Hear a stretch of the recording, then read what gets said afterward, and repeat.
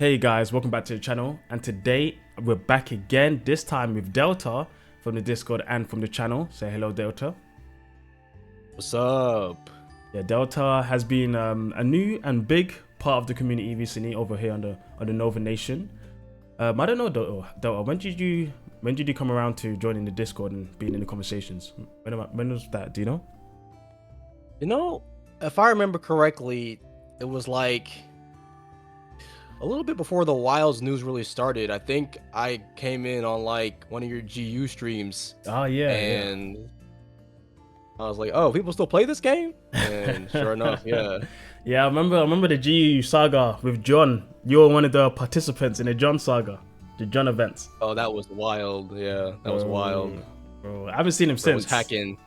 Yeah, hacking. Yeah, he did disappear. Yeah, I mean, after I banned him, he hasn't come back. But guys, if you want to know more about John, you need to check the videos in the description, because there was hacking, there was a bit of craziness on him. John is a very disrespectful person, I should say. People who we don't know. He could be many people. He's crazy. Honestly, he's crazy. You go back and look at the video, you'll see. But yeah, that's when Delta came around, and ever since then you've been a big part of the community. So I'm glad to have you here talking about Monster Hunter with me today. But we got some controversial topics to talk about, I suppose, that you came up with. But first of all, I want to know more about you and let people know more about you who are watching right now. What weapon do you main? Sure thing.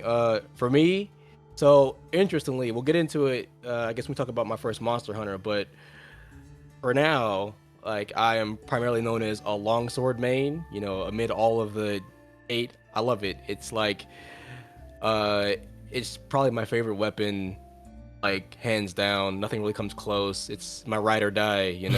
Such, like, I can always count on it to be, a good source of fun. It's kind of funny that the other weapon mains got like, oh man, is it gonna be bad? Are they gonna ruin it?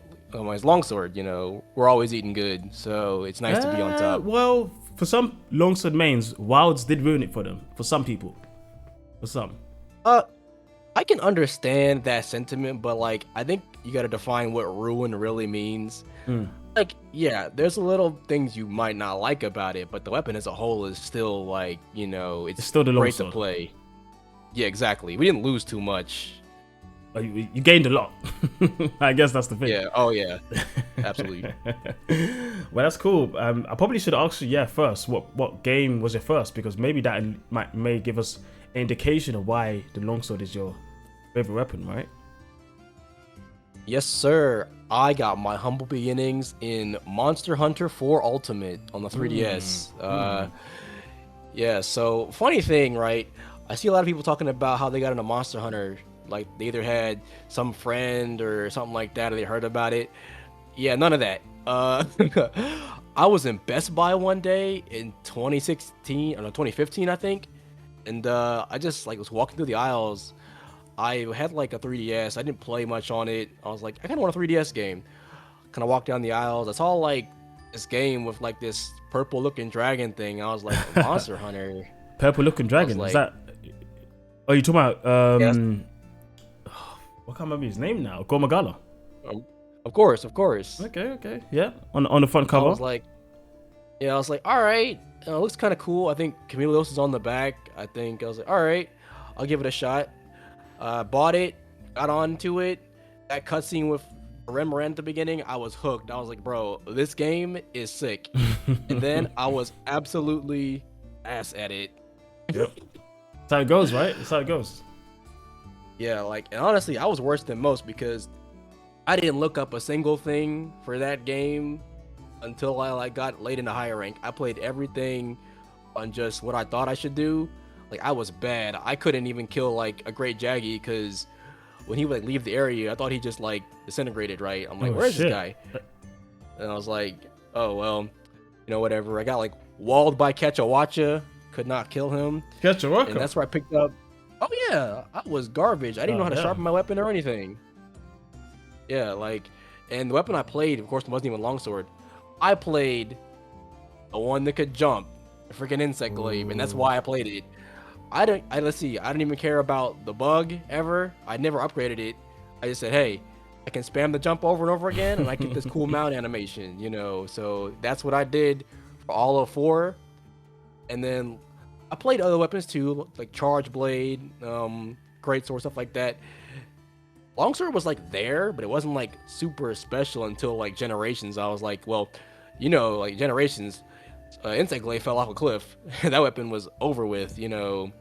Yeah, I don't see many Insect Glaive users in Generations now. Think about it. Yeah, because like they had one idea, it jumps. Everything else was like secondary, you know. I was like, all right, I need something like I can really get behind. Longsword was right there, you know, with its like adept longsword, aerial longsword. And I went back and played it in 4. I was like, oh wait, it's good in this game too. And just like that, from then on, longsword forever, man. Okay. And then coming on to World and Rise, was it also longsword there too? Oh yeah, absolutely. Longsword, ever since then, like that is my core weapon. Like I like to try to stay pretty versatile what I play. Like I don't just, you know, I'm not a one-trick pony kind of thing. But longsword's gonna be the one that I'm always gonna play regardless, you know. Yeah. Like I've been through a lot of phases. Like I used to like dabble in hammer. Like I haven't played hammer in like 6+ years. Because that thing, they don't know what they're doing with that thing. But longsword though, I don't have that problem. It's just you know. It's always with you. It's like it's like a part of you basically. Yeah, like it's the weapon I'm gonna play regardless. And I think one of the funniest things about being a longsword main is like watching the hate that started for it in like World. I was like, I mean, I kind of go into like, you know, like comment sections. I see like longsword hate, longsword slander, longsword's easy. I'm like, I mean, look, I was a longsword main back when, before it was like, you know, popular, you know. Like for you, like that's where I started. So all this countering, I didn't need none of that. It's just, you know, icing on the cake for me. Yeah. But then like the games kept going on, and like Iceborne, we got like, you know, like the EI, that was really cool. Rise was, well, we'll get to Rise later, but Rise, I think, like, I'll be honest, that weapon was completely broken on like it was. I'm not gonna lie, part of the reason I probably had such a rough experience with Rise because I just mowed through the game with longsword. Like I was like, is this Monster Hunter or is this like some kind of, you know, like spin-off or something like that? Yeah, longsword was busted in that game. And I mean, it's interesting you talk about the longsword hate because it's been going on since 5th gen onwards. And it's interesting because I've been using longsword since try. Not my main weapon, but it's been like my top 4 throughout like all of Monster Hunter, but I dropped it 5th gen onwards because I didn't like the changes to it. So I didn't like it not because it was OP like other people. I didn't like it because of the changes compared to the 4th gen, and also how it adapted counters. And as a lance main, I want to be the counter guy, you know. So yeah, that's true. That's true. So I came from it from a different angle. I did a video on that a couple months ago, I think last year sometime, about longsword and the lance and all that stuff. But yeah, I remember that one. Yeah, no. So it's interesting. I've always found it interesting about the longsword hate because I never partook in any of it because everyone else's beef, like 99% of the population's beef with the longsword, is not my beef. So I'm not gonna side with you guys. My beef is my own, and I fight my own battles. So I've always been doing that. Yeah. But to be honest, I'm doing that a lot lately. I'm always making videos and stuff that I don't like, but most people, they're probably fine with. But that's, you know, that's fine, right? That's how it goes. Yeah, and like longsword specifically, I'm not gonna sit here and say that these people are all wrong for that. Like, it is literally Capcom's favorite weapon. Like, you can't even, you can try to like maybe say, oh no, they love greatsword. Like, no, listen, longsword.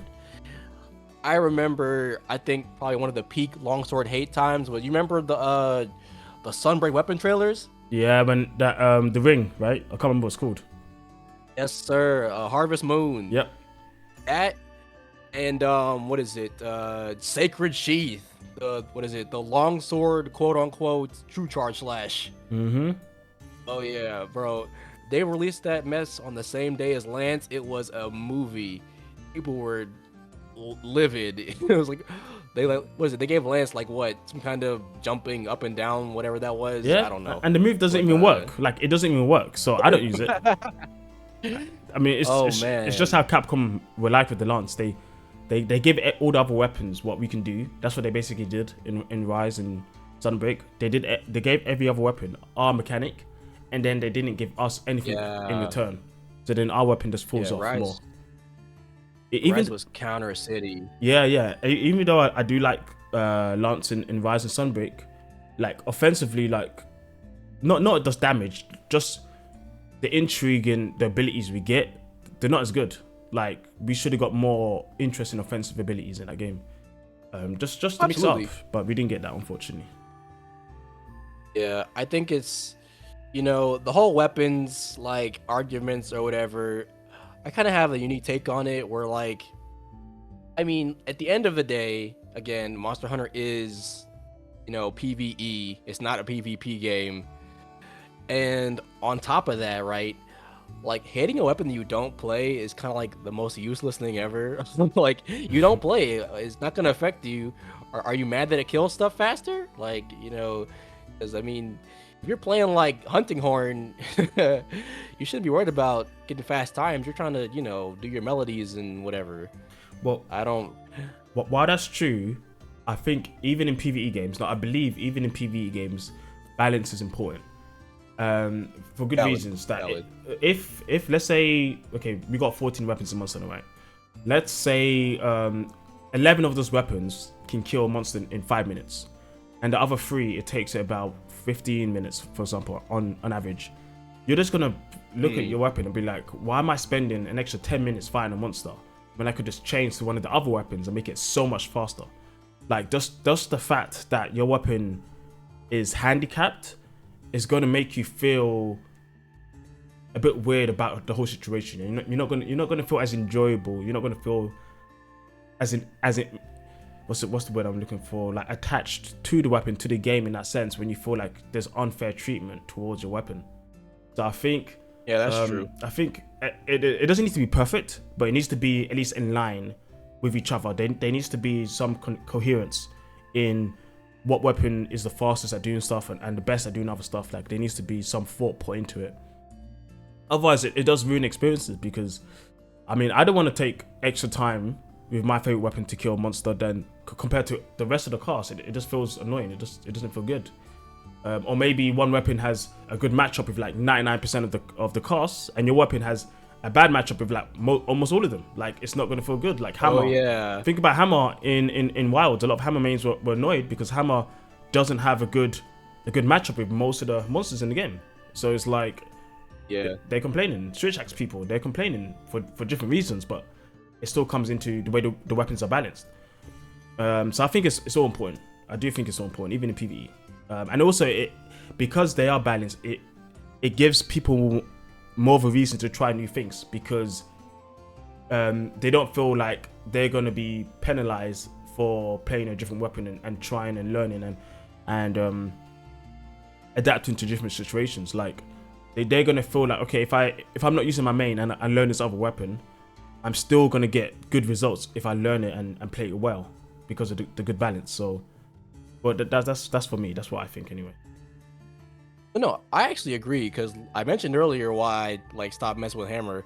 Hammer just seemed like, I just asked myself, why am I using this thing? Like, all you do with Hammer is you hit the head to get your KOs. Like, I watched Hammer go downhill through like 5th gen and onwards. Like, okay, first of all, Charge Blade is like the big KO weapon in my opinion. Yeah. Like, I mean, since 4U, Charge Blade is the KO weapon. Like, it was crazy how easy it was to KOs in 4U onwards. Exactly. And then World had the bow rocks thing, which was I don't even know how that makes any sense.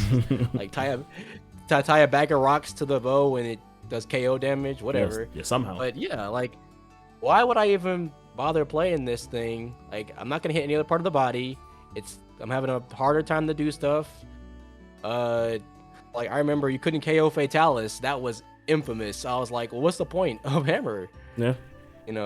And you can't cut tails, so you might as well use your Charge Blade. Exactly. Right, because it does everything. Yeah. But yeah, like, I went from occasionally dabbling in Hammer. I have not touched it since Rise. like at all. It's like an extinct weapon. And the funny thing is, I remember having so much fun with it in Iceborne, you know. But yeah, I just decided there's other things to play, and I played them instead. I will say they did give it a lot in Sunbreak, and I think it's really good in Sunbreak. In Base Rise, not as good. Sunbreak, definitely, they gave it a lot, and it's quite versatile. I believe it. I believe it. I just, I think I have about maybe 6 weapons that I play, and that's not one of them. And it's kind of like I'm kind of satisfied where I am, until we get a new weapon. Yeah. I feel you. Well, that's cool. We kind of talked quite a lot about weapons, but that's all good. It's nice to have conversations flowed.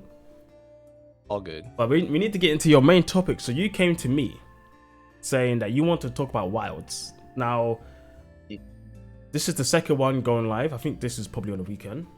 So wilds. So Delta, people may think you're a doomer because right now I guess you're classed as a doomer on the Discord. But months ago, before the game came out, you were one of the most hyped for the game. Absolutely, I was. I was one of the most people who's looking forward to Wilds the most. I think, in my opinion, from what I remember, Wilds may be one of my most hyped games of all time. I was so excited for this thing. Like, you wouldn't even believe, it's literally, it's World 2. Like, I mean, come on. I know it's not actually World 2, but it's World 2. Like, I don't know. I was just so excited for this game. And then, like, I guess I can walk you through kind of the process of getting to where I was now, which is like this. Honestly, I gotta say, WoW is probably my least favorite Monster Hunter, just flat out, like out of all of them. And like going from the highest of highs to just the absolute pits has been a wild ride. So I guess we can start with basically like the hype cycle, because we all knew the game was coming at one point. I remember it was, what is it? The Game Awards of 2023, yeah? Where we saw that first trailer? Yeah. December the 7th, maybe, or something like that? Yeah. Man, Monster Hunter 6 was on the way. Why did it look like that? Oh my goodness. I was struggling to realize what I was looking at. I was like, why does it look like a PS3 game? Dumb. Like, I was so confused. I mean, sure, like, hey, it's at 2025. It was a ways away, but I remember like the first, time I ever saw World, like the first World trailer, that is burned up in my mind. That, you're fighting like Anjanath, and there's like got like machine guns, and like you're jumping around, like there's like a forest and everything like that, and like waterfalls, like game looked like cinema. This is just like you're running through a desert. Desert doesn't look that good. New monsters look weird. Doshaguma look like some kind of like groundhog thing. It's not really Monster Hunter in my opinion, but it's like, okay, Monster Hunter Wilds, it's out, it's coming. They got plenty of time to cook it.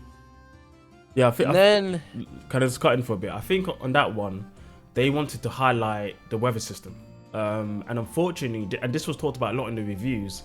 Unfortunately, I think it's the Fowler phase. Where things are very crazy, or maybe it's the inclemency. Where things are very crazy. Inclemency. Yeah. Clemency. Okay, yeah. Where things are really crazy. On that map, it looks a bit dusty. It looks a bit grey and brown, and not very pleasant. As a first reaction. Okay, a lot. Yeah, it's not a bit. It's noticeable. And I guess to cut forward a bit, just how the game looks. I'm not a fan of weather at all. I think I liked the concept, right? I thought this is good, but execution is just, oh my god, why does the game look so bad so often? Like, I'd much rather a nice, kind of like World had it, where all the maps were nice and beautiful, lush, everything looks so good all the time. They sacrificed, because I guess, you go outside, it's not always going to be sunny and whatever, but they sacrificed, the pristine, every day is nice for the more gritty. The gritty looks awful. I cannot stand how inclemency and the fallow just turned the game into just the ugliest thing I've seen. Yeah, unfortunately, most of the maps look a bit dull in those phases. Yeah, and to be honest, even in what's it called, the lava map, even when it's in the plenty phase, it's brighter, but nothing really looks that good to me. in that one. Oh yeah. I like that map the most in their clemency phase when things are like crazy hot and things are like fiery. To be honest, that in that map, I like that one the most in that stage. Yeah, I can get into more detail with the maps when we cover the game itself on launch, but like just to continue with the hype, I tried to be as positive as possible. You know, I think probably the biggest thing, and you probably already know what this is. When I saw Rey Dau for the first time, I lost my mind. I was like, this is peak monster design, and we'll get to him later because he's like the best part of this game. I mean, but you are Rey Dau Glazer. You had Rey Dau's avatar for about what, 6 months or so? I don't know, for ages. Ages. Yeah, and why wouldn't I? It's like just such a great design. I was just so glad they put out something of that quality. Still, like they still got it, you know. And I'm like, yeah, the railgun dragon. Oh my gosh, such a good design. And it's so simple, right? That's the best part about it. Like, I'll talk more later about him, but like the simple design, he's not complicated. It's just they stuck a railgun on a golden dragon's head. It's that simple. It's that simple. It's just that simple. He doesn't need any bells and whistles. It's just that. But yeah, I saw that. Oh man, the game's gonna be great. Then the beta came out. Now, I want to preface, I play exclusively on console, PS5. So the whole performance thing, yeah, the beta ran terribly, of course it did. But I want to preface that I don't really have the biases that a PC player would have because I don't really experience any of the really bad stuff. Like the polygon monsters never happened to me. It was funny to look at, but you know, that was definitely funny. But there was no way it was going to really be that bad. Foreshadowing. But yeah. I had such a fun time with the beta. Yeah, we played the beta together as well. We played quite a bit together. Oh yeah. Like, you know, it did feel a little bit off. It wasn't like a perfect experience. I still think my favorite beta/demo ever was probably the Rise beta. Well, the Rise one was perfect. It was perfect. Oh yeah. Rise demo is better than Rise the game, in my opinion. I think the Rise beta is actually better than a lot of Monster Hunter games. I can't lie. I don't know, that beta was crazy. It was crazy. Yeah. But I enjoyed the beta a lot, and then later on we saw the flagship of the game finally, who is not Rey Dau, and we get to Arkveld, and oh man, is that thing. Well, again, we'll get to him later. We'll get to his specifics later, but I was figuring out what in the world is this thing. I really wish they made Rey Dau, because Rey Dau would be a lot cooler. Arkveld is just kind of weird, but we'll get to that later. But, you know, it's all good. I'm positive. I'm seeing the new maps. Everything's great. The new monsters, Uthuna, new Udra, Octopus, Peak. Yeah, it's going to be great. And then on the downhill, the leaks. Now, I'm usually not a leak person. I usually kind of stay away from that kind of stuff. But I was hearing, you know, some rumblings that there was some insane stuff in this game. Not in a good way. I'm talking about insane negatives. I'm like, there's no way it can be that bad. So I go into the leaks. Oh, man. I've never been so shocked. Let's just talk about... Won't get into, you know, I mean, everything that we've saw was in the game, so there's nothing that's, you know, that we don't know yet. But yeah, I did not like what I was seeing. We will talk about the story when we get there, but just I don't like the plot and the overall vibe of the game. It doesn't feel like Monster Hunter to me. It just feels silly. They kind of just. Are you talking about when it comes to the story, or are you talking about more than just that? The story specifically, like I guess the progression of the game. We'll get to the Guardians of the Galaxy. We'll get to them. But yeah, and like I just couldn't believe how silly, like stuff like Wilk. I'm like, that's weird and gross. And then the monster roster was tiny, and like cut content was like everywhere. Like, oh, this won't be in the game. This won't be in the game. This won't be in the game. And I was like, wow, this just looks so bad. Like, so then, yeah, my expectations that first week before the game released were like down. Like, I was like 10 out of 10 hyped to like, I'm going to give this a chance to not be terrible because I made the mistake of overhyping Rise, and I think one of the reasons I don't like base Rise that much is because base Rise was supposed to be like the best thing I've ever played in my life. Yeah, But then I think if Rise was what it's supposed to be when it came to difficulty and all that stuff, I think it would have been the best game. Like, I think it would have been crazy. Like, I was so hyped. if all of Rise was just like the demo, but every monster's like that, perfect. Like, hey, look, move over world, it would have been awesome. But yeah, and again, we can get to difficulty when that time comes, but yeah, like But I don't know. So I was already go ahead. I also want to jump in because we've been jumping around a lot of different things, and I wanna focus us a bit. And also, just before I say that, guys, just so everyone listening right now, I don't want to just talk to Doomers. I want to get some people in who love Wilds. I don't want to just talk to people who are negative about Wilds. So I just want to get that out there. I just need some people who love Wilds to come talk to me and say they want to come. I tried to reach out to some people, they didn't want to join, so that's unfortunate. But anyway, so let's focus this. So you looked at the leaks, you saw the roster, Yeah. you saw cut content. Now, some of the cut content, I remember because you told me there's something you don't like, but I never looked into the leaks. We have a leak channel on the Discord. I never look into that channel because I don't want to be spoiled at all. So you knew Lagiacrus and Seregios were in the games before they were even added, and Mizu, because they were in the data files to say they were going to be in the game, right? Oh yes, yeah. They were supposed to be there right there on launch day, and they weren't. Yeah. Which is kind of crazy. I mean, I don't like cut content because of the Rise situation. Like, I knew they were coming for title updates because I mean, they're gonna be there eventually. But I don't like when the game itself feels unfinished. Now,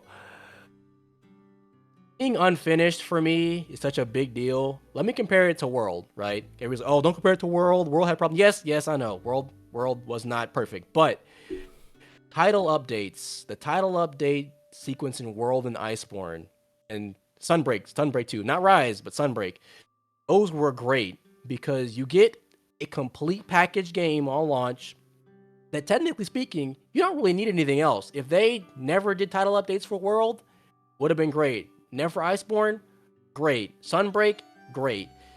A nice, I wasn't lacking anything. To be honest, I don't know about Sunbreak because Sunbreak came out with 17 monsters. I think they needed the title updates in that game. Yeah, I mean, and that's true. I mean, I at least enjoyed what was there. Yeah. But again, I kind of had my, since Rise was such, I assumed that they were gonna hold some stuff back again, like they did before.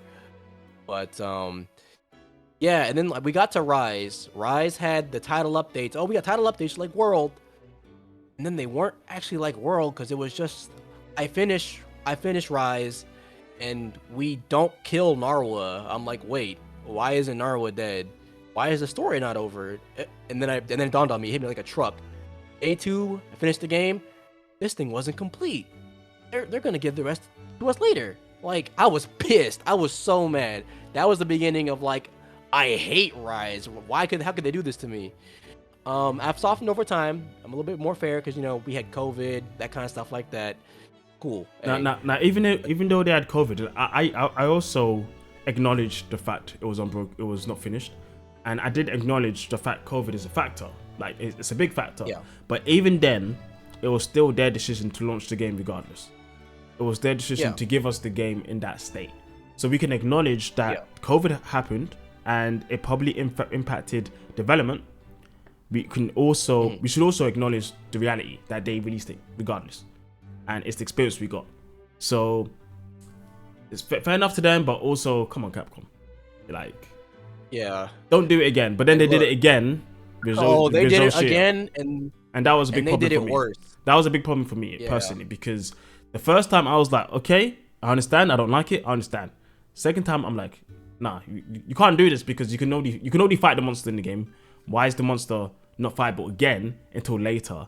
And then people were saying there's some explanation, maybe they're gonna explain it, maybe it's gonna come back as the final boss for the whole game, blah blah blah. And then they just add it in the first time update, and then they don't explain anything. It just appears again, and then they give it weapon and armor, and Palico weapon and armor. Like, there was no reason. There was no reason for it not to be in the main game. No reason at all. None. And yeah, and that all sums up. I was just completely just blown away by how bad these leaks made this game look. So I was, expectations tempered. I was ready to. I'm gonna still play the game. I'm still trying to enjoy it. I guess we can talk about the game itself now, because we, the big build up. About the game. So now we've gone through your process up to the game's release now, right? Yeah. So on release day, how are you feeling? Like, let's say what, 70%, 50%, like interested, excited. Like, how do you feel? So, interestingly, I did not despise my time with like low rank. Like, actually, you know what? To be completely honest, I liked it up to a certain point. I didn't mind the story. I thought it was pretty cool, I played through it up until a certain point, which I'm gonna swing back to real quick. But and after I beat, the low rank, I was like, hey, that was much better than I thought it was gonna be. Like, it's like the opposite of Rise, where Rise, I had like 10 out of 10 expectations, and they got disappointed. This, I had low expectations because of the leaks, and I was like, hey, it wasn't that bad. But at a certain point of the story, which I fell off completely. So let's talk about the Guardians and why I completely just despise that concept, because it kind of just feels so un-Monster Hunter. I knew about all this stuff from the leaks, so I was ready for it, but it hit me again actually playing it. I liked everything up until we got to Wyveria. We were going around different places, give me those 4U vibes, the different villages, all that. But then the Guardians hit, and I'm like, these really are artificial monsters, It's just such a left field concept. And not only that, they're like reskins. Like, you might as well have made subspecies. Why are they, like, how do they exist? Why do they exist? Like, I can go through a bunch of them. You got like, they're talking about, oh yeah, we created living creatures to do what? I don't really know. They said Doggerun was supposed to like guard stuff, but they're all like wild animals, so I don't understand what they're supposed to be used for. But yeah, I guess the core idea is like, and then they live forever. They live forever, and they don't eat. They don't reproduce, and then they want to say that they're just in this ecosystem. Like, I don't know how versed people are in like how nature works, but you can't have an ecosystem of things if they don't die and they don't eat and they don't do any of that stuff. Like, it's like, it just breaks the idea of Monster Hunter that I had, that they're not gonna go, completely just sci-fi, but then they did it. And it's such an important part of the game that I think they're here to stay. I just like I like monster ecology. I love that kind of stuff. It's so cool to think of them as real animals, but these, I don't really care about wild ecology anymore. There's nothing ecological about this. It's just nonsense, It's like, I'd rather be hunting an animal than just killing a, I don't even know what to call it. It's like a soulless, I mean, they're called constructs for a reason, right? It's a construct. Yeah. And then, like, the only Guardian that I even remotely like is Zosia. Because Zosia is its own unique creation. It's not just a reskin of another monster. Like, how lame of an idea is it to make artificial life and then just have it be reskins of old monsters? Like, what? But yeah, that complete thing, I fell off with the story after that. I didn't like any of it. But yeah, and we know I hate Guardians. I'm pretty, along the lines of, yeah, I wish they never did this. It kind of takes away from the core of Monster Hunter. But Zosia itself, hey, look, it's a unique fight. It's a better fight than like both the other 5th gen final bosses. Better than Narwa and better than Xeno'jiiva in fight wise. But I just didn't want the series to go, like, it felt too much. I don't know if you saw that Monster Hunter movie from back in like what, 2018, 2020? No, Oh, you didn't watch that? No, I don't want to watch it. So No, I didn't watch it. No. Yeah, I made the mistake of checking it out. Damn. Let me tell you this: Wilds gave me Monster Hunter movie vibes. It was just the same premise. It had like, you know, it had like parallel worlds and, you know, like ancient civilizations, all that kind of stuff. And then like, yeah. Okay, so there's a lot to unpack there. So firstly, it seems like your hate towards Guardians, Wyverian, and all that stuff stems from the fact it's all artificial, it's all sci-fi rather than fantasy and nature, like Monster Hunter that you know is about, right? Yeah, like because I play games like God Eater. God Eater is a lot like Monster Hunter, a lot like it, but with a different vibe. In God Eater, they're essentially like aliens, really. They're like aliens who take the form of like these things on Earth, and you got to like make weapons to kill them. They're especially made for them because nukes don't work on them. But it's a whole other setting, and it works for that. That's not what Monster Hunter was. Now they've taken it. Like, I know people have said like, well, we've always said weird stuff. Not quite. Yeah, weird stuff like, okay, you have Altel Ka and its mech. Well, let's look at that mech. Is it really a mech or is it a big metal puppet? And then you have, you know, these Elder Dragons. You got Valstrax flying through the sky, all that kind of stuff. Okay, but they're Elder Dragons. You know, the point is they're just removed from regular pool of monsters. They're special. Now we're starting to get these monsters like, and let's talk about our favorite son, Arkveld. Just, I don't understand what the point of a monster like that is. Like, it's like, cause even that's the Guardian one, but the regular one is just this crazy thing. Like, it's not an Elder Dragon, so there's no reason for it to be this insane. But like these chains on it that are used for who knows what. Yeah, and like I don't know. I'm still confused about the change. And you know, I used to like Arkveld a bit from his fight in the beta, but fight's good. Yeah, the fight was good, but the more I was always expecting them to explain why he looks the way he looks, but they never really explained that. And I'm like, what are these chains? Like, what is this about? Why is he just walking around wagging these chains about? And why they wadding in about? It just looks so stupid to me. That's why I can't take Arkveld seriously. I mean, I expected them to you know, talk about it a bit. You know, people were saying, oh, maybe this is a chained Arkveld, and then he's going to become unchained Arkveld, but the chain comes off. Remember that one, right? You remember that one? Oh, I forgot all about that chained Arkveld. It's gonna be unchained Arkveld. No, they don't care. They're not gonna explain it. No, it's just change. It's just change. But why? Like, what did they do? Like, I don't know. Yeah. I don't know. And it's that just that one specifically put me off, and I don't like Arkveld and also because he turns up on the map all the time. But oh yeah. So I get you on that. Definitely, I get you on that. The Guardian stuff, now for me, I'm not a big fan of artificial monsters either. But I haven't looked too much into actual Wilds' lore around it, apart from what they showed us in the game. Now, I guess there's not much else actually, because we don't have any outside information apart from what the game shows us so far, right? No, not yet.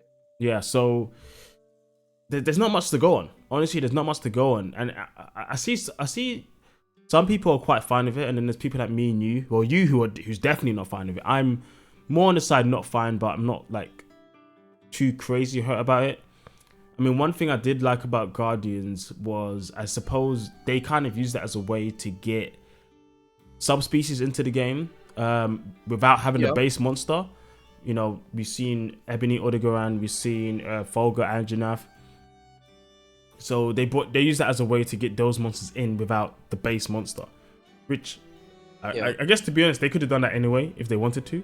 Oh yeah, absolutely. But I suppose they've tied it to the system, at least for now.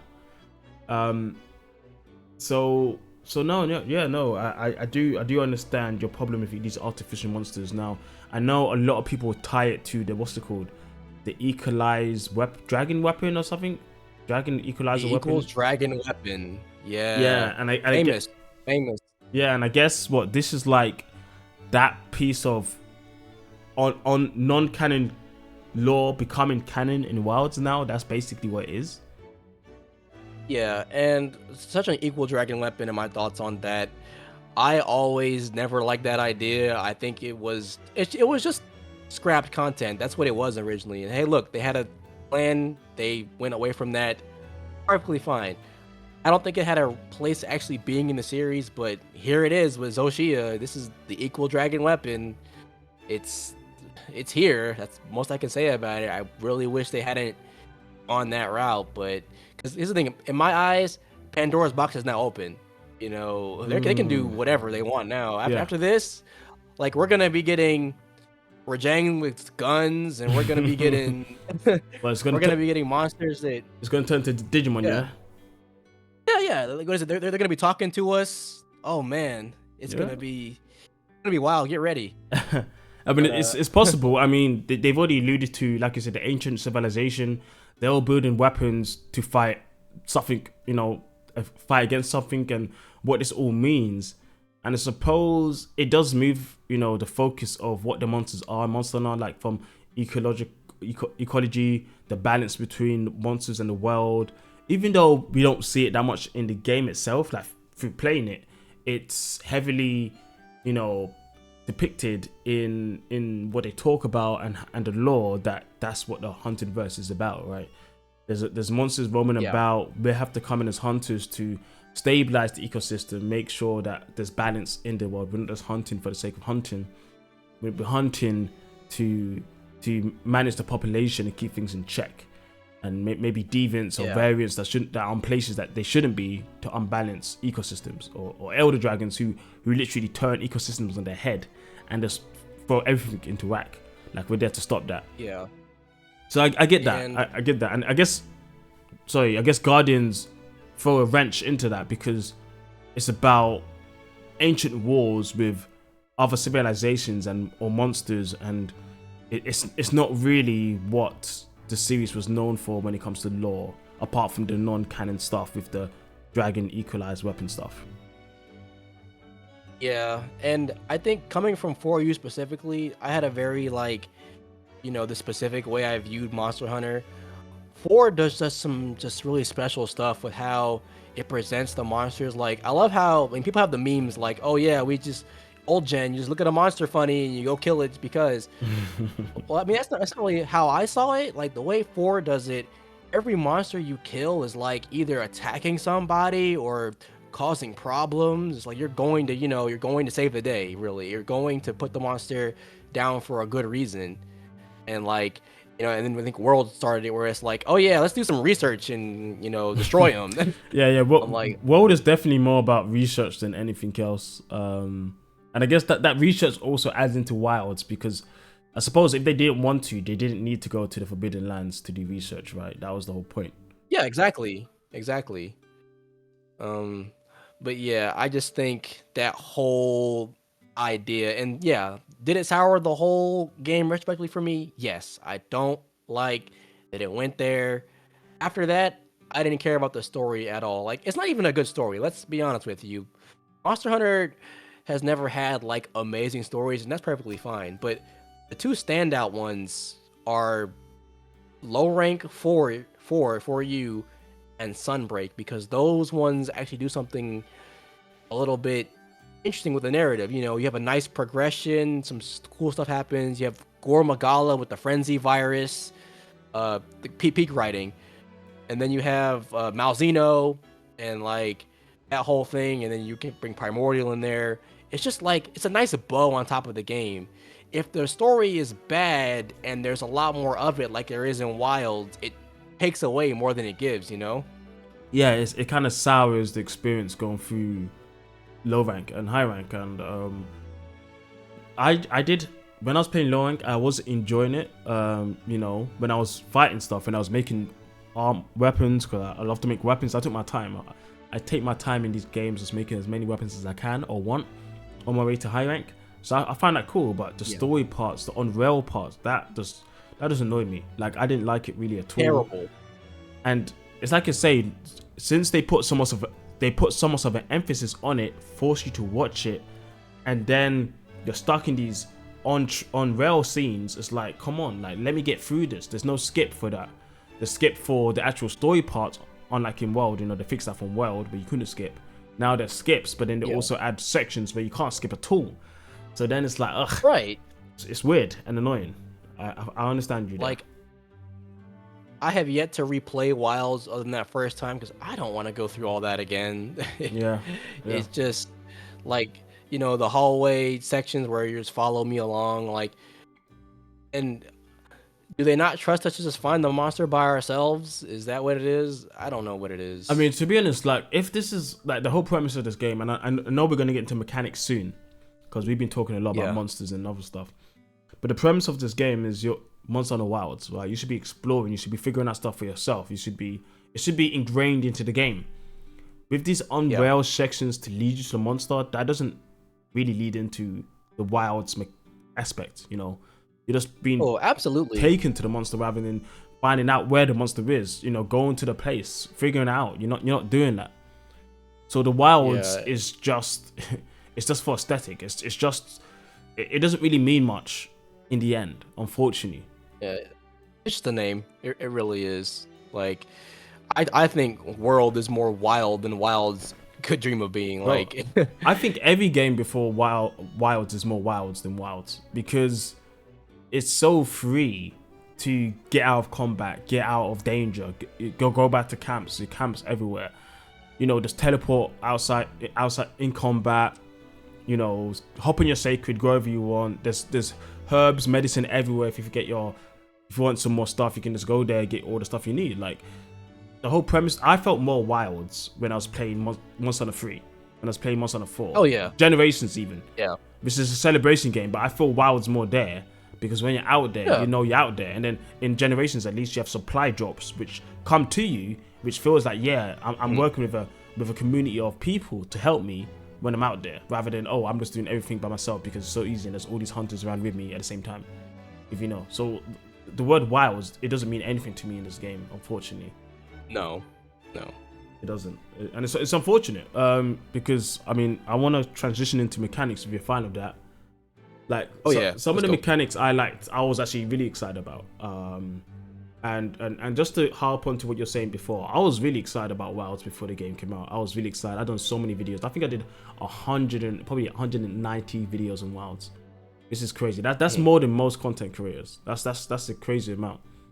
Most of the Monster Hunter creators, they haven't done that many, and I did so many. Yeah. And then I did live streams on top of that, and I did that. I think it was 69 days into Wilds thing, where I was putting up little quizzes every day before the game came out. Like, people might have forgotten that, but I remember those. Yeah. So I was not. I don't hate Wilds. I like Wilds, but I was expecting it. I was even asking myself before the game came out. There's one video, I think it was the video I did on Monster Hunter. Is Monster Hunter becoming too simplified? I said, I'm curious if this game is gonna beat Generations as my favorite game, and unfortunately, it didn't. But I was high standards. Yeah, I was actually expecting it. Maybe it could. Maybe it wouldn't, but maybe it'll be close. Maybe it'll be there, but in the end, it didn't. But I don't dislike the game. I just don't like it as much as I wish I would have. So coming back to what I was talking about, one of the mechanics that I really was interested in was environment links, and being able to just go out there with your friends and hunt and just fight these monsters and not worry about starting a quest. You're just out there in the wilds, literally in the wilds, like the game is supposed to be. So one time, me and my friend, sorry, go on. I was saying the quote unquote open world that we were supposed to get. Don't get me started. Yeah, exactly.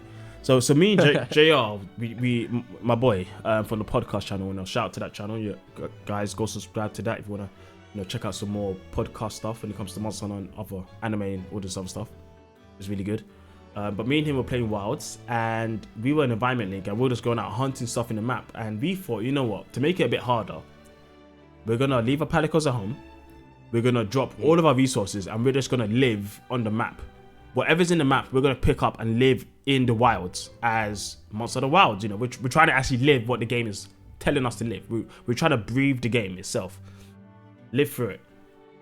So we're going out, we're killing stuff in the Women Plains, and no more monsters are spawning. Like, we weren't there for long. Maybe we were there for about 20 or so minutes. We killed the monsters, no more monsters are spawning. And this is back in the base game before the tile updates, where you see like level 1 Chachacabras everywhere. You see Balahawas level 2s, level 3s, and you barely see Tempers. Maybe once in like an hour or so, you see a Tempered. So we're out of monsters. We're like, okay, let's try to go to the next map. And he's like, okay, let's try run there. And I'm like, oh shit, I don't think you can do that. But his expectation was you can just run between maps because you can do that solo. So we tried to run to the next map, and he was so disappointed that you couldn't just run in a team to the next map, because for some reason environment links lock you to that single map. So if you want to go to the next map, you need to disband your environment link. You need to go to that map, you need to invite them again and start a new one in that map. So the whole idea of us just running around different maps, just killing stuff, just going everywhere and just doing what we want and just living off the land, we couldn't even do that because the game doesn't allow you to do that. And I was so disappointed, and he was disappointed too. And it just brought down that premise, because I don't use environment links. I don't think anyone does, because they're just not that. No, they're not utilized that well. The game just doesn't.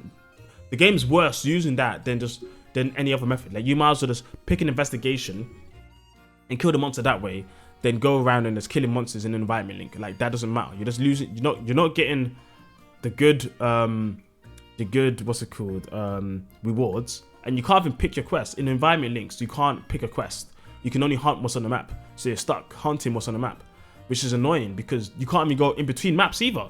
So it's like you're stuck in a map where sometimes there's no monsters spawning, and you can't even pick a quest. So it's so weird. Like, it feels like it's a system they tacked on last minute and didn't really think about how it's gonna work. But I was hyped for it. I was really hyped. I was like, this is cool. I can just be out there hunting stuff like Monster Hunter Try, but on steroids. Unfortunately, it's not that way, and it's a shame. It's honestly a shame, man.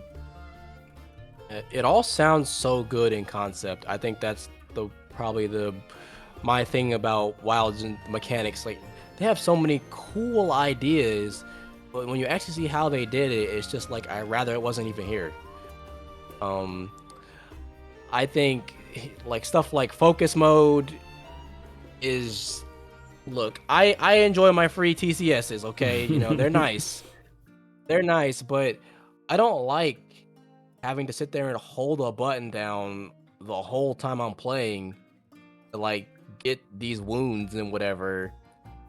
Like, it feels like they didn't think about making people have to engage with it. Because, look, they say, I know there was plenty of that whole, oh, you don't have to do focus mode. That was a lie.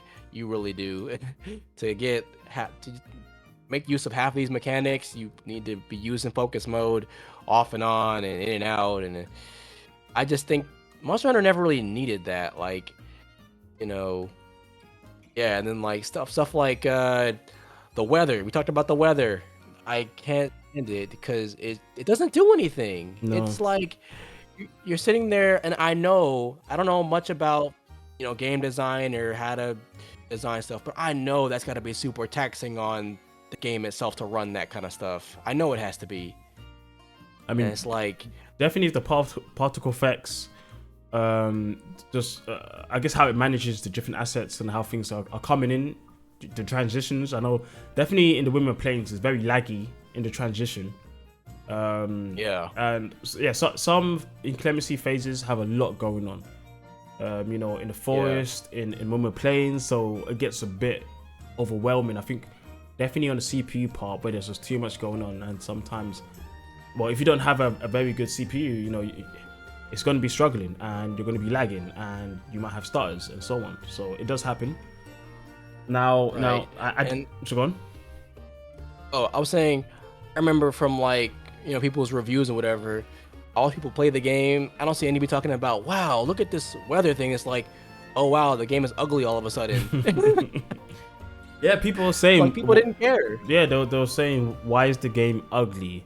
But like pretty much all of low rank, and then when you go to high rank, that's when every map is literally in the plenty phase. where it's beautiful. Like I didn't even notice that until somebody pointed that out to me. I was like, wait, I had to play the entirety of the low rank with these ugly maps, and it could have looked a little bit better the entire time, but people won't even know that. no, It's just a weird decision. yes, it's a bit strange, and I think I get it, but I think they could have mixed up a bit. They could have actually had the games actually go through the stages in the actual story, and not to stay literally in the furlough or the inclemency. I don't know why you do that. Like mix it up. Yeah, and you would think they would. You would think they would. But I don't know. WoW is just a whole lot of that. It's a whole lot of just these strange decisions that you don't know why they did it, but they did it anyway, and it makes the game so much less than it probably could have been. Yeah, that before we just move on, I want to talk about two things still. So coming back to the weather quickly, it's unfortunate because I think it does impact some things, but it's not engaging at all. Things aren't really. It's not really tied in any way into the actual gameplay in a meaningful way. Not meaningful enough. Not meaningful enough to matter, which is the unfortunate thing. It could have been interesting where inclemency phases, monsters are just going crazy, new moves, all this new stuff. But people are saying people even thought monsters had new moves in inclemency phases. I don't think that's true because I haven't seen a single thing that's different. No way that's a thing. No. And it's unfortunate. If it's there, that should be. If nobody has seen it and nobody knows, that should also say that if it's true, then it's not good done well. Yeah, it's probably not, because it should be quite clear to the player that things are changing, that things are different when it comes to how the monsters interact with you. But that's not the case, unfortunately. So it's too bad. And like you were saying, a lot of mechanics feels like there's stuff there, really cool stuff, but are they done well? Does it matter? Currently, I don't think so. And I think that's one of the things. I think the way they approach the wilds is we're going to lay the foundations and then fix it later. So title updates are going to fix the roster and the difficulty. Yeah. And then the expansion is going to come and it's going to expand on all the mechanics. Because oh man, I can't stand that. I can't stand it. yeah, if it feels wrong. It feels wrong to design your games in that way, where the base game is literally just for you to play, I don't know, experiment, and then because new players, casual players are fine to accept it because they don't normally buy the expansions anyway. They just buy the base game, right? No, they don't. Yeah, so they can just buy the base game and then experiment, and then the expansion comes, which is for the veterans, and that's when they say, okay, now we're gonna put difficulty. Now we're gonna actually think about the mechanics. Now we're gonna actually fill in the gaps in the base game, which is really strange. Yeah. Definitely in a series going on more than 20 years, you figured, well, don't you already know what the gaps are in Monster Hunter? Why are you filling in gaps that weren't gaps before, or maybe gaps that are already fixed in previous games? But now there's new gaps because you decided to try weird new stuff that's not working correctly anyway. Yeah, and I think when you mention fixing everything in the expansion, it just brings me back to Sunbreak because I mean everybody knows I do not like base rise. I just don't. I don't despise it, but I just don't like it. I don't like base rise. Sunbreak is one of my favorite experiences in the series. I think Sunbreak is probably the best, improvement wise, the best expansion in the series. Like going from base rise to Sunbreak was a massive leap in quality. Sunbreak is the reason why I even have hope for the Wilds expansion, because it's got that much better. It addressed almost all of the issues. It was harder. The monsters, they can actually deal with your wire bug. The content, they got rid of what we didn't like. They got rid of rampages. They said, hey, you didn't like that? You don't want to do that no more? We got you. We're taking it away. We're giving you the anomaly system instead. Rampage apexes. What a complete waste of time these things were. You took deviants and made them have no gear, no rewards of their own, no armor, and say, hey, let's do better. So they gave us the Risen Dragons, which are, like, in my opinion, one of the best, of those powered up monsters that they've ever made, because they all have great new move sets, strong, worthwhile armor that you actually want to take time out of your day to go get. It's just, such a big increase, and that's the reason I'm like, for all the dooming that there would be, I still have hope for that expansion. They can still do it. They can still pull it off. Yeah, they definitely could, and I don't doubt they will do a lot of good stuff. For me personally, two things. One thing, Sunbreak. Like, I love Sunbreak. I think Rise is my second favorite monster in the game, including Sunbreak. My only real issue with Sunbreak is, like I said, the game started with 17 new monsters. 17 on launch. That's not enough for me for an expansion. They definitely use title updates to fill in the roster. And I want them to move away from that. I want there to be more additional monsters on base, because the problem was a lot of the lower ranked monsters didn't get subspecies. Like Tetranadon. Tetranadon didn't, Gossarag didn't, Izuchi didn't, which maybe that one didn't need one.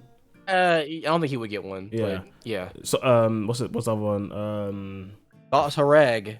Yeah, I said that one. And then the bird, I can't remember the bird's name now. Crap. Agnosum.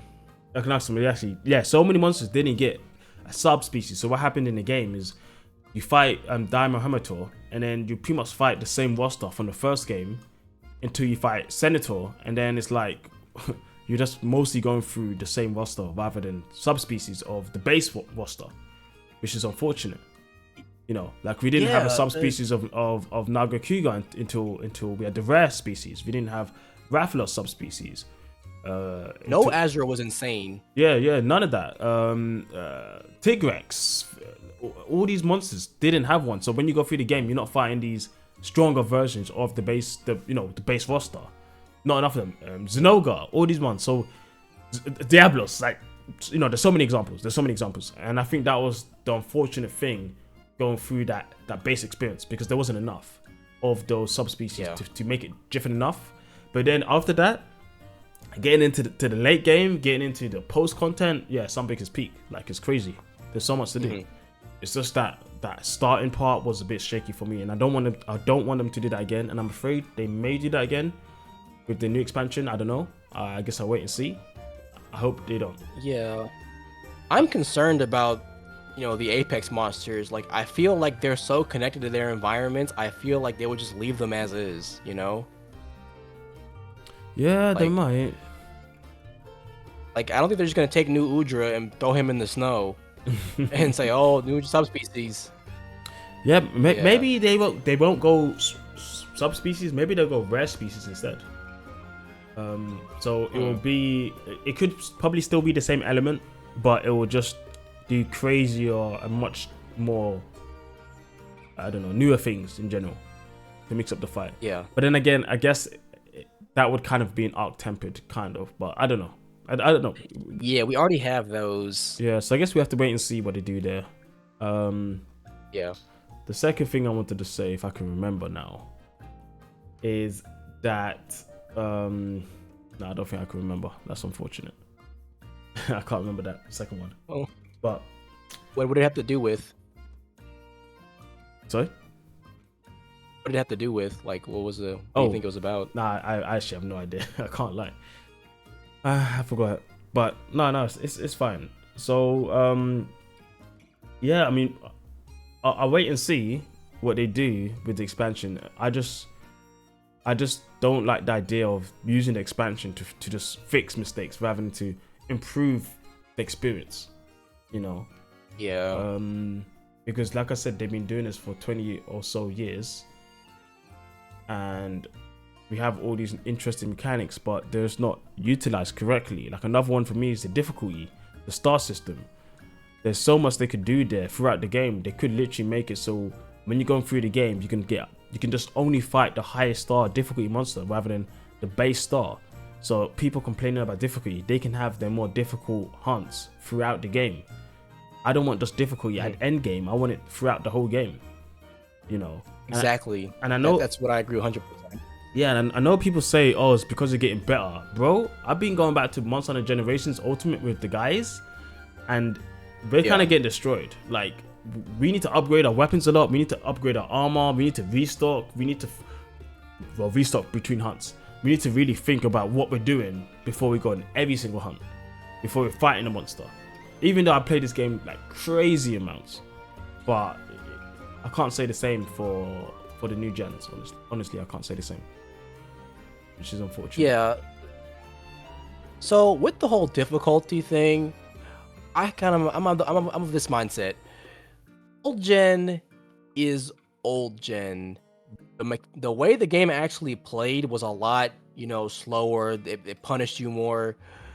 When we went to World, we got an increase in hunter capability, and so obviously I think some of the things that used to be a problem, like we're not gonna just get hit by a big wall of air anymore. But what I think happened is that I think ever since World, the hunter capability has been like going up so fast. Like we are just so powerful, and the monsters, I mean, just the way they're even designed, I think it's like, look at Rathian, right? Rathian in Wild is functionally Rathian from 3 Ultimate. It is ridiculous that's the case. She can't do anything to us. Like, I think that's probably the biggest problem. They're not innovating enough with the monsters to actually challenge what we do, Like, look at, I think the prime example of what difficulty would fix now is, remember Primordial Malzeno? Yeah. The way that monster fights you is so much different than just like, oh, we're gonna do a hip check. Oh, I'm gonna do a swipe. Oh, I'm gonna do a charge. It's like, I think we're kind of past all of that. Like, I'm sitting here with my longsword. I now have like 3-4 different counters. I can cancel my animations. I can do all types of stuff. Monsters shouldn't just be doing all this basic stuff anymore. Even at low levels, we need more complex monster attack patterns. We need, and what I love about Primordial isn't a BS monster at all. He's got great hitboxes. He's super fair, but he does high damage, and he's got complicated attack patterns. And that's, say all you want about we don't want anime monsters, but like, that's the kind of stuff we need. I need Rathian to be doing some crazy stuff in low rank, But I think they're just so married to this idea of we've got the monsters figured out already. We're not going to change them that much. But they want to make the hunters have all of these crazy abilities now. And I'm like, look, it's fun to beat up on a monster, right? But if you want it to fight back, you got to put in the work to make that happen, And in Wilds, they just did not at all. Like, these most recent tempered monsters, and I guess I'll touch a bit on, everybody knows I cannot stand tempered Steve and tempered Laggy. Yeah, which is surprising because you were very hyped for Title Update 2. Like, you were excited. Yeah. I mean, look, I still do like Laggy the monster, but Laggy the fight is just abysmal in my opinion. And it's not for any reason like I just don't like attacks. I could probably see what the big issue of why Laggy wasn't in World. It feels like he's one big tube hitbox. And he's really got some, like, I felt like we should be past the days where a monster is like, moves his leg or does a tail swipe, and I'm at the head and I'm getting hit.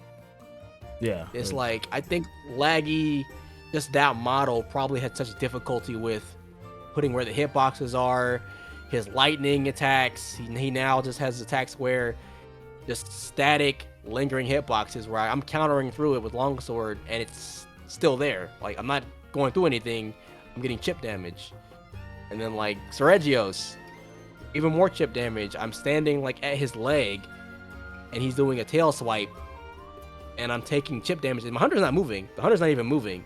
I'm just taking chip damage. I'm like, where's this coming from? Like, and I feel like that's specifically, I gotta say, I hate to say it, I think it's a sloppy attempt at increasing difficulty by tweaking some stuff to make them a little bit more BS really than harder, you know? Like, that's why I didn't like either one of those two. All right, let's first get started with Laggy, and then we can talk about Seregios in a bit. Yeah. We did gloss over difficulty a bit, but it's fine for us to start here, and then we can work our way back. Yeah. And then we'll probably end after we finish this segment. So when it comes to Laggy, now I do, because I fought Laggy a lot. You know, I started in Try. I fought him in Try, 3U, Gen, a lot, GU, you know, and now this game. And people, first I gotta say, people think Monster Hunter Generations Laggy is bad. Monster Hunter Generations Laggy is just Ivy Laggy. And Ivy Laggy is the land-based Laggy. So it's not that it's bad, it's just that it's not what Lagiacrus is. It's what Ivy Laggy is, you know. So it's just that people, like, it's just a different monster. Like, I personally don't think GU Laggy is bad. It's just not Laggy. It's Ivy Laggy. But that's besides the point. Like, coming on to what you said about Laggy in Wilds. Now, the AoE, the static AoE, they added a lot of lingering effects. The reason they did this is because we have so many counters now. If you could easily counter one move and just keep hitting him, Laggy's going to get destroyed, like, instantly. Easy monster, easy. But they needed a way to make it a bit more difficult, I suppose, in that sense. And I guess you could say it's a bit artificial, or it's a bit lazy. Rather than thinking about interesting ways she could use the elemental strikes, now he just, you know, it just lingers around him. I found that quite weird. I don't like that. I don't like it. And when it comes to the tail stuff, yeah, I mean, I suppose that's just the thing about Laggy's model being so big, right? He's so long. He's one of the longest monsters you're going to see on land. I think he probably is the longest monster you're going to see on land, apart from maybe Najarala. But you know, or I mean, it's Jindahad. Yeah, that's true. It's a different fight, but yes, you're definitely correct. You're definitely correct in that. So Laggy, like, getting hit by the tail when you're at the head, it does feel annoying. I think that's just something you kind of have to deal with in the fight itself. Maybe they could do more with the how he uses the tail. I guess the tail is used a bit lazy. It's just swipes. Maybe he could do an interesting, you know, new moves with the tail and new moves with his body, but he doesn't really have that. My main issue is the AoE, the static AoE. Apart from that, I think Laggy's just Laggy. He's not really like difficult, and I think he's very similar to honestly Generations Laggy, in most regards. Apart from the animations are newer, and he's slower. He's actually quite slow in comparison. Yeah. But I suppose because he's so big, you can still get hit by a lot of his moves that you don't expect to get hit by. Like the tail swipes, you know, you have to really get out of the way unless you have a block. Or you can counter it. You have to really get out of the way to actually get, you know, be safe from his attacks. So I do get what you're saying overall on that one. But what do you think about what I said about Laggy? I agree with that. I think the Laggy thing specifically, I don't blame, like, I kind of just accepted it. Because Laggy, I guess I don't know if you know how much about how the Leviathan skeletons works. Laggy is actually different than the other Leviathans that are like Mizu and Jindahad, for example. If you look at the way their body is set up, both Mizu and Jindahad have bodies that sit, like, their stomach is off the ground. They have 4 points of contact like regular monsters do. So they are kind of different. Laggy has one big part of his body connected, which is why nobody's ever complaining about, okay, well, Mizu's like, you know, hitting me when it's not there, or Jindahad is. It's just the way Laggy is designed. He's just kind of gonna be like that, you know, and they didn't quite, they tried. I'm sure they tried to really, you know, nail it in the coffin, but sometimes you just kind of got monsters who are just gonna be like that. And like, I kind of accepted it. And then the AoEs, at this point, yeah, I'd say he's kind of just big Kezu, which is not something you really want to be. Yeah, that's true. They did But turn it into Big Kezu. I didn't think about that. Yeah, you're right. yeah, yeah, They yeah. did also remove one of his most interesting moves in Generations. Maybe it's too anime for them, where he Which one? shoots the lightning balls around him and they swirl around him. He doesn't have that in this game. Oh, the Zenogre thing from World. Yeah, yeah. Oh, yeah, sorry. He did have that first. I forgot all about that move. Yeah. He doesn't have that. Yeah. Yeah, it's interesting. I mean, yeah, I mean, I guess he doesn't really have a way to do that, because I guess, was it the Thunderbugs are like sentient, so they can like move, but I guess it was an okay move. I don't hate Laggy because I think he's too hard. I just think the fight's kind of annoying. And then getting into that, I think you probably already know where we're gonna go with this. The underwater. I think you and I have always had very different ideas of underwater, just like the beginning. Yeah. You know, you are definitely we love underwater. Underwater is amazing. I couldn't stand it since I turned on 3 Ultimate. But I played it. I got through it. You know, I learned how to do it. I just don't love it. I wish you could skip it, because I think not using your weapon is like, I get why they did it. It's fan service. I'm glad they did it for people who like it. I just wish I could skip it without having to cheese him, because I know I've seen like speed runs where they like, oh well, if you use all these rocks and trap him, I'm like, okay, I just want to just click a button that says, is he gonna go underwater? No. Stop all of that. Yeah, I mean that would be nice. But firstly, I gotta say, I've never said I think underwater is the greatest. Right? My thing about underwater is, and I'll explain it for everyone so they know, is I think that it has potential to bring and spur a lot of new monster types that we've never had before, because of just the whole process of being underwater is so different. And because of how much Monster Hunter has changed when it comes to its mechanics and how it feels and plays, if you think about how Monster Hunter played back in Tri in comparison to how it plays now, there's so much they can do underwater to fix up to be more enjoyable for people to experience. That's my premise. I don't think we should be afraid of underwater coming back, with how much technology has improved and how much Capcom have improved when it comes to making, gameplay and making weapons and so on, and how it plays. So that's my main thing. So I'm more hopeful. Yeah. I'm more hopeful. Yeah. But I will say this: if real underwater comes back, I think there's potential there. But what we got isn't real underwater, is it? It's kind of like a... People calling it underworld combat. It's not underworld combat. Like, where is the combat? All you're doing is swimming about, pressing the 2 R buttons, whatever. Obviously, I think it's dog shit. It's weird. It's annoying. Like, Absolutely. Swimming in Tri. How is swimming in Tri better than swimming in this game? I know it was built specifically in Tri. Like, the problem with Tri isn't swimming. It's fighting on underwater. That is the problem with Tri water. It's not swimming. Swimming is fine. Yeah. You're basically just holding the button and swimming like you normally would as you would run on land. But you're just using the 2 sticks to control the Z-axis, and then you press the R button to swim faster, like you'd run faster on land. In this game, it's different. The R button goes up, the other button goes down, and I find that dumb. It's just stupid. I don't like it. And then you're dodging with your dodge button. Definitely worse. Yeah, it's just worse. It's just worse. But it makes sense because the game's not built for it. They're not building a whole new system around this, so it makes sense. Fair enough.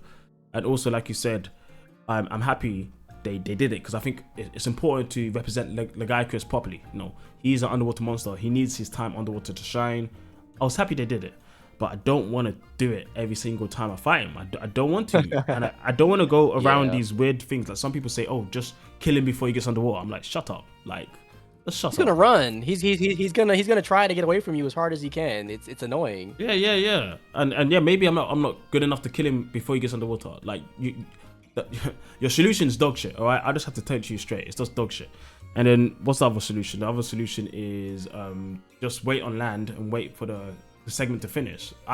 If I need to, people say that? Someone has said that 100%. And what? If I need to do that, I'm just putting down my controller. I'm not playing the game. I'll just fight. I will never fight him. I will just never fight Lagiacrus if that's the only way I need to stop from fighting him underwater. I will just no, I'd rather not play the game, because at that point I'm not playing the game anyway. So I would rather not do it. So unfortunately, yeah, you're forced into the segment, and I don't think it's that interesting. You're just throwing rocks at him, clutch clawing him, and I don't care about the clutch claw anyway. But at least I guess it's better underwater, I guess. And then you're throwing down rocks on him, which is fair enough. It's like a mini game, but I don't want to do this mini game every time. So that's why I don't really look forward to fighting Lagiacrus. I don't, to be honest. The first time, yeah. The other couple times, maybe, but I don't want to fight him. I'd rather fight any other person in the roster apart from Arkveld. I don't want to fight Arkveld either. He's a bitch. But agreed. Yeah, that's me. That's me and Lagi. I think Lagi's fight is fine. I don't think it's perfect. I think it's fine. But I do think they represented him very well when it comes to how he looks. You know, the music's great. The weapons are amazing. Armor's great. It's just the fight itself. I'm not the biggest fan, like you said yourself. Yeah, and the first time I fought him, I think he's a really nice spectacle to do it once. I thought it was cool. The underwater was cool the first time. I only started not liking Laggy when I had to keep doing it to get that gem, and I'm like, wait a second, this is getting on my nerves now. But because like the tempered one underwater, it takes a while to get him out of there. So, you know. Yeah. No, I think it's kind of annoying. Definitely. Yeah. But moving into Seregios, so you had some stuff to say about Seregios. You talked about chip damage and the way he kind of pecks at you with his feet, I guess, right? That's mostly what he does. And you don't flinch, really. No, and that move is not new. Like, well, for one, now it's multiple moves. Before it was one move, like the one where he like does the double, grab with his legs. That's always been there from the beginning. But it did like baby damage from like in Sunbreak and in like old gen. Now, if 5-star tempered Seregios does that move and he touches you, it takes like a fourth of your health. I was like blown away.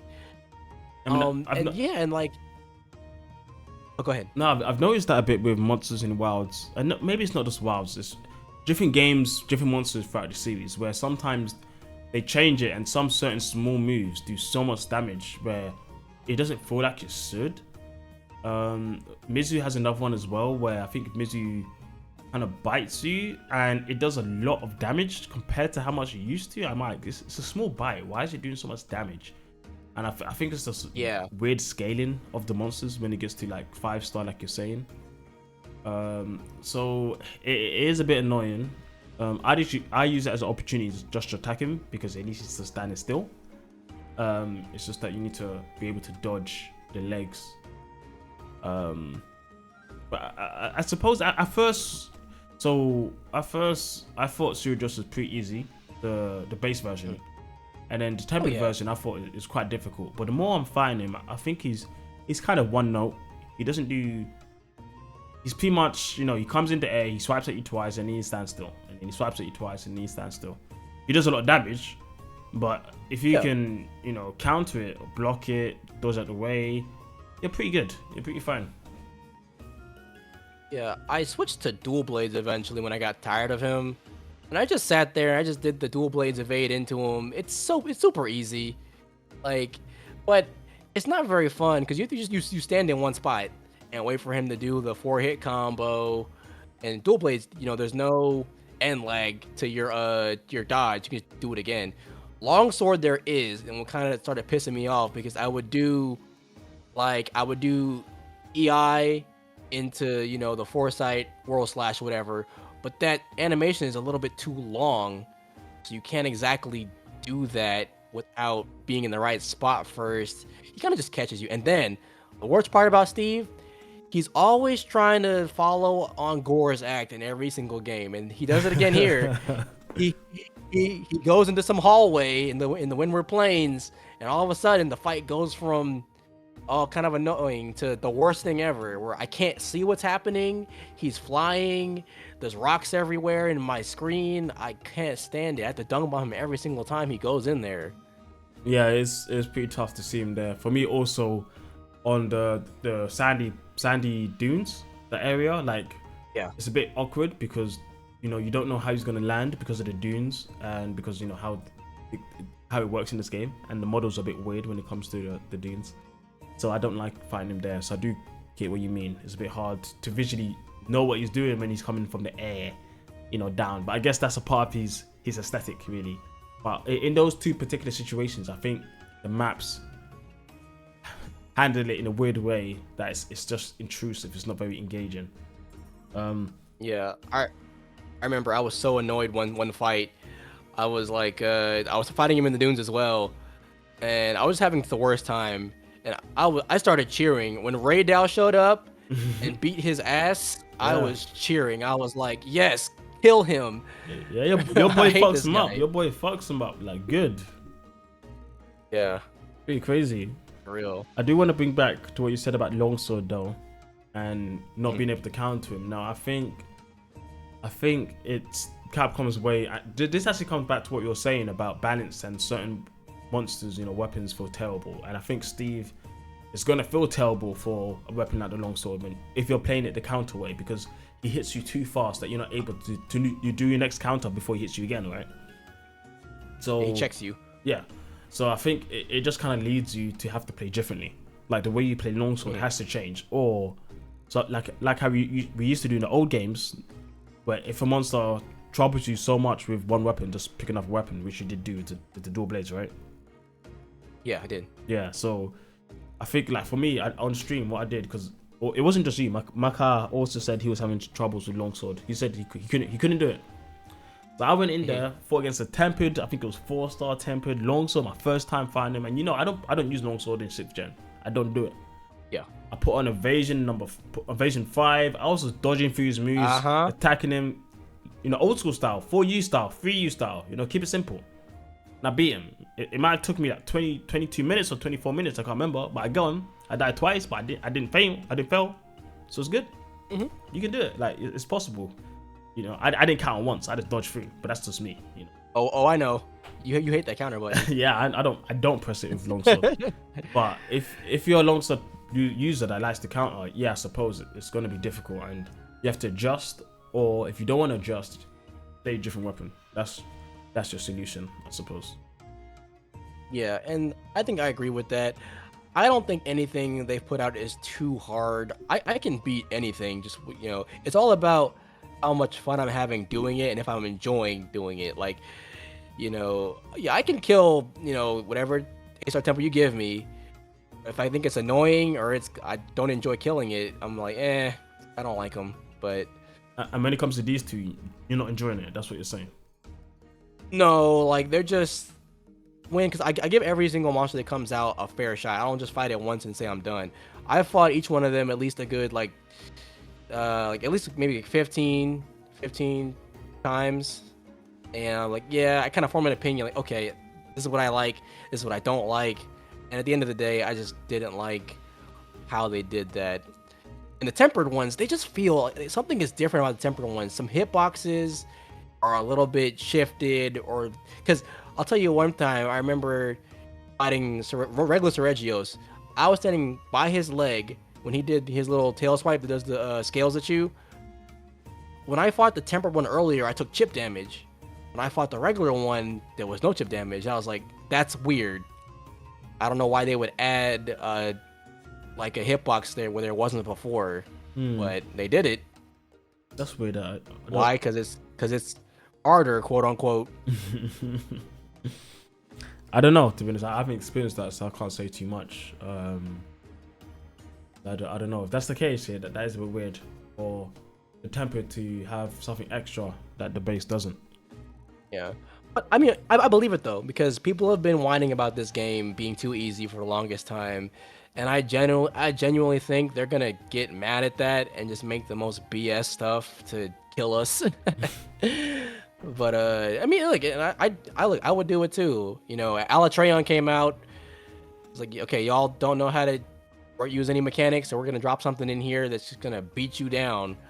Yeah. That's an unfortunate situation though. Like, they should have prepared people more of how to understand. I mean, if you read it, you could understand it 100%. But I think they could have also had more emphasis along the way how important taking advantage of elemental weaknesses is in that game, which it isn't, unfortunately. Iceborne, using your elemental weapons for as an advantage on a monster doesn't mean that much. Honestly, it doesn't mean that much. Oh yeah, it was rare. Yeah. So, but they should have made it more important so people they're kind of expected to use the right weapon for the right monster.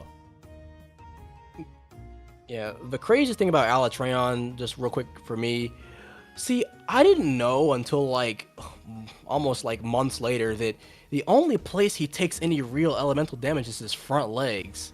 I didn't even know that. There was no way to know. Like, I thought I would just hit him anywhere. But no, like the front legs, that's where you gotta hit him. As soon as I figured that out, I could just solo him no problem. I would just hit the legs the whole time. Yeah. Every single DPS check. Yeah, he's not a hard monster. He's just the mechanics. You need to know the mechanics. That's what he's about. Like, to be honest, I think old school Electron is harder than new school. Oh yeah, absolutely. Yeah, I'm sweating. Annoying. Yeah, he's annoying. I'm sweating. Like, those fights are long. He has weird hitboxes. He's just annoying. Like, he's just annoying and hard all the way through. While in World, it's just that you need to get the check, hit the checklist on his the mechanics of the element and then breaking the horns and all that stuff. That's the difficulty, not him as an actual monster. Yeah.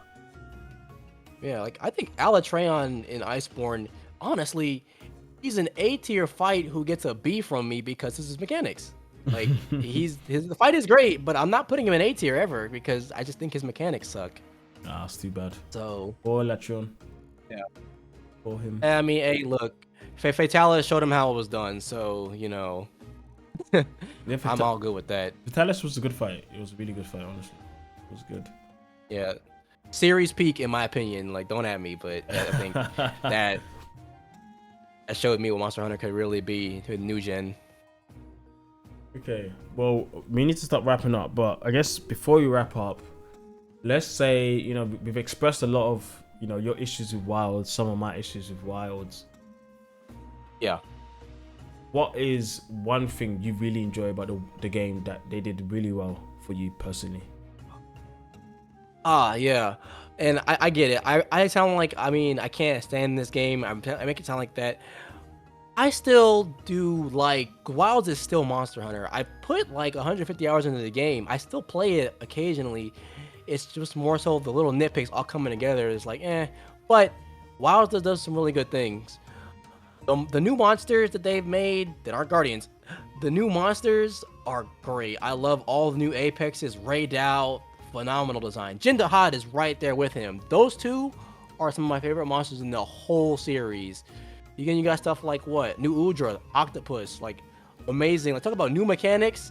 That's a new monster mechanic that is awesome. You can sit there and cut the legs off. You got other guys like Ajarakan, awesome mid tier. Like that puts most of the world stuff to shame for the mid tiers that they did. Like bro, come on, like people be glazing world for stuff, but don't glaze the monsters of world. Like Legiana and Paolumu, those guys are mid. But yeah, Wilds has just like phenomenal monsters designs, and I just think, they're just really good. And like the weapon armor designs, they're great. And some of the weapons, like I know people hate weapons, but I don't really hate a lot of the Wilds weapons personally. Like Devil's Advocate. I'm sorry, Switch Axe mains, but I like full release slash. Don't hate me. And then and I know, hey, look, easy true charge on Greatsword. Oh, focus mode. I think it's fun. It's probably my favorite Greatsword in the series, honestly. Like, I love offsets. Yeah, offsets. Those are cool when they work. Cool. Offsets are cool. Yeah, when they work. Yeah, when they work. Yeah. I think offsets are probably the best mechanic added into this game, to be honest. Oh yeah, yeah, and like even though clash attacks aren't there half the time, when I'm playing Charge Blade and one of them comes up, and I a clash attack, and then go into my SAED. That's awesome. Like, the bones here are for something amazing, and they can definitely turn it around. Like, again, after Sunbreak, I still believe. I'm not gonna sit here. I'll clown the base game because it deserves its flack, because but they can definitely fix it up just fine. So. Oh yeah. Yeah. Like, I still got high hopes. I do also think they can fix it up. Well, I'm a bit. There's something I want to talk about because I did remember what I was going to say earlier on. But all right, nice. I do think they could definitely fix it up. Now, the thing I was going to talk about earlier on, which I guess adds on to this, was we were talking about a lot of the mechanics they've added into the game, and I suppose my issue is I feel like a lot of the mechanics don't really add to the experience of what I like about Monster Hunter. Like, I feel like the additions were nothing that makes me feel like, oh yeah, this makes my experience much better. It's just, it's an experience. Would I rather they went in another direction? Yeah, 100%. So when I think about the game, I guess sometimes, well, a lot of times recently, I've been thinking about it a lot.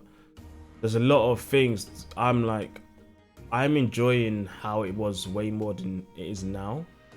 So it kind of makes me feel like I wish they focused their efforts on just improving the core experience of hunting, of building, of these monsters. I didn't really need it to be so open, so story driven. I didn't need that. I honestly didn't. I just needed the core experience just improved. How we handle skills. I know they tried in this game, but I don't think it's really working. Oh yeah, that's a travesty right there. Yeah. But no, I get you though. I get you. You know, I saw, and it really resonated with me. I saw a clip. You know, Maximilian dude. Yeah. I saw a clip from him. I'm pretty sure I posted in the chat in Discord. By the way, join the Discord. I recommend it. But yeah. He said this. He mentioned all the things that Wilds brings to the table. He mentioned the open world. He mentioned, you know, the focus mode. He mentioned like the environment. He listed off all these things in a row, and then what did he say? He said it's all fluff. He just said all fluff. All of it doesn't really matter. And like, yeah, it doesn't. Wilds just feels like it has so many things that it just doesn't really need. They don't really improve Monster Hunter that much, you know, and they spent so much time on it that then the base starts to get a little bit shaky, you know? Yeah, that's true. I think if they just focused on maybe coming out with a game with a really good roster with good quality and quantity, you know, and not just waiting to add on later on, you know, from the get-go, focus on how we play them, focus on the end game loops, focus on the difficulty, focus on all these things that they know and we know we all truly care about, like the most first. That would be great for everyone. But that's not how they build the games. They build definitely the base games in the numbered series. But they're not really numbered anymore since World.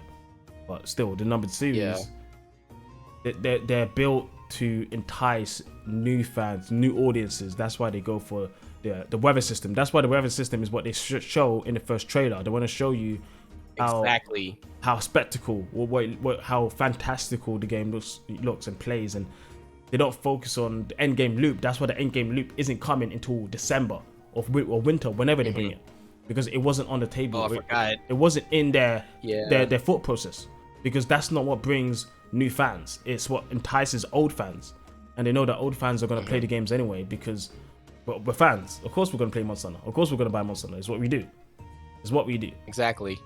So they take leverage of that, focus on the story, focus on these weather systems, all this grandness, bigger, better, for the casual fan, for the new fan to come and say, yeah, this is a cool game.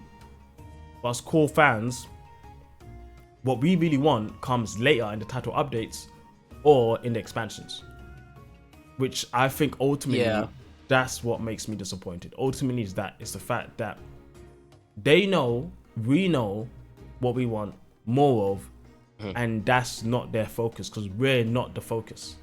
It's that simple for me. We are not. We're not. No. Wilds was definitely geared toward people who just, oh, cool game. They pick it up, play it for 10 hours, and then throw it away. That's who they made the game for. Yeah. So they want to get those world people who played the game, got the great Jaggers and turned it off. That's who they're marketing to. That's who they want to get. 100%. You know, 100%. Or the base world player who fought up to I can't remember the last bosses. What's the last boss in that game? I can't remember now.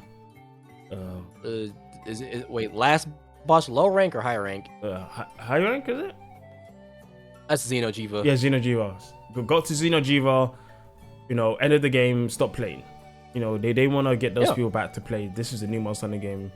It's bigger, it's beautiful, more beautiful, has weather systems, all these new mechanics. You can teleport to all these new places, easily. Well, not so easy. Yeah. I don't know.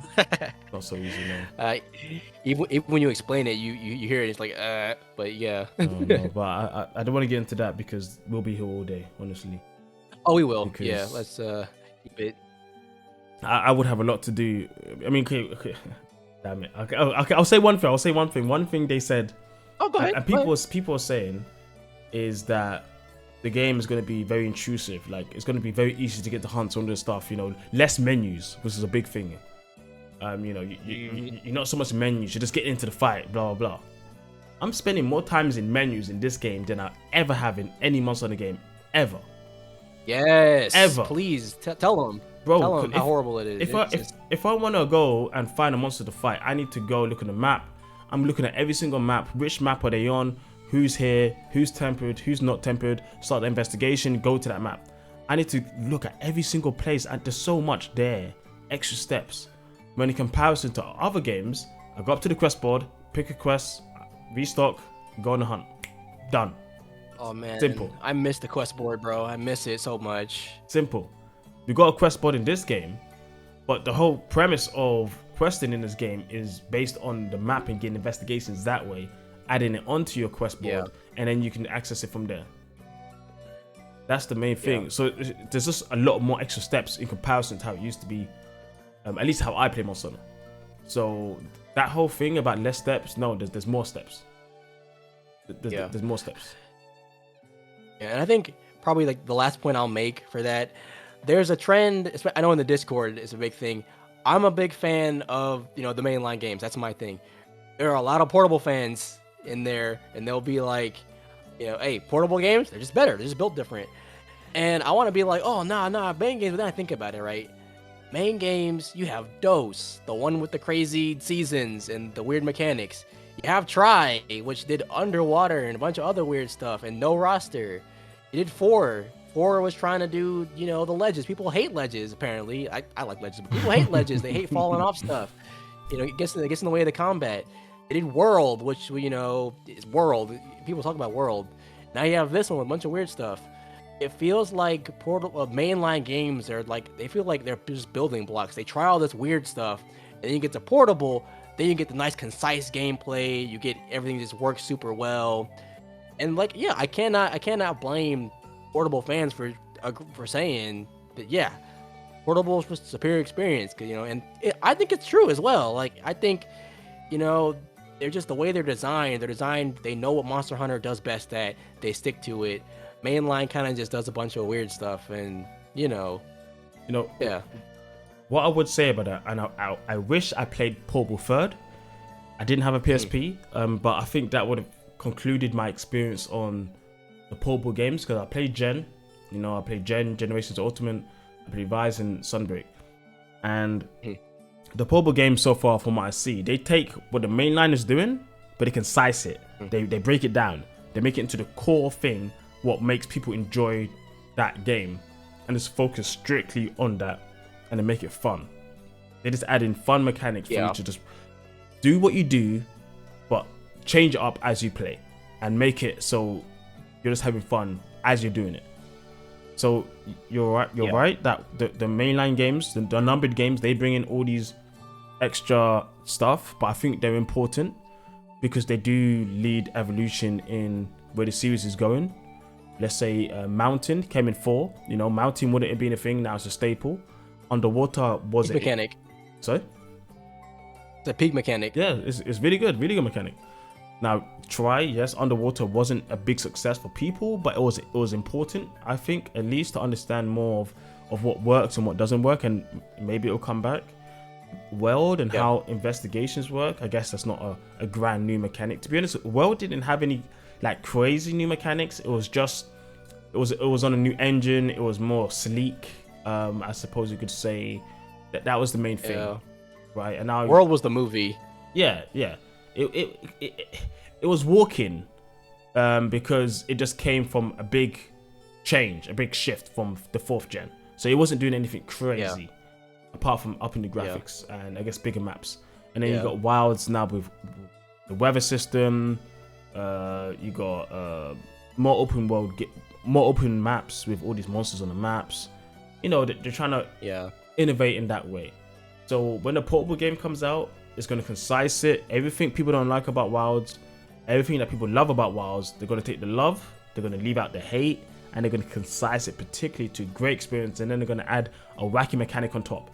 The only thing is, and this is why Rise could have been the best game ever, is the game just needs to come out finished. It can't come out broken. Please, no more of these unfinished games. I'm tired of it, Capcom. Just give us the actual game. We'll love it on launch if it's there. Exactly. It's that simple. Like, I don't care what no one says. Rise, finished, and a bit harder, peak game. Absolute peak game. Like, it'll be crazy. I believe it.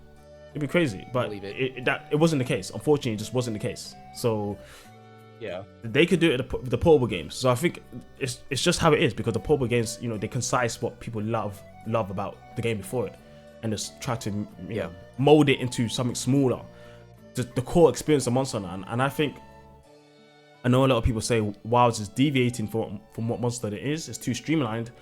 I think the portable series is very important, because it needs to show to the old fans that they can keep it concise, they can keep it non-streamlined for us, and change what the portable games are. Because, you know, these days there are no portables. There's hybrid consoles like the Switch, but there are no portables anymore. And Capcom, even though Rise is quote unquote a portable game, it also came to the Xbox, PlayStation, and PC.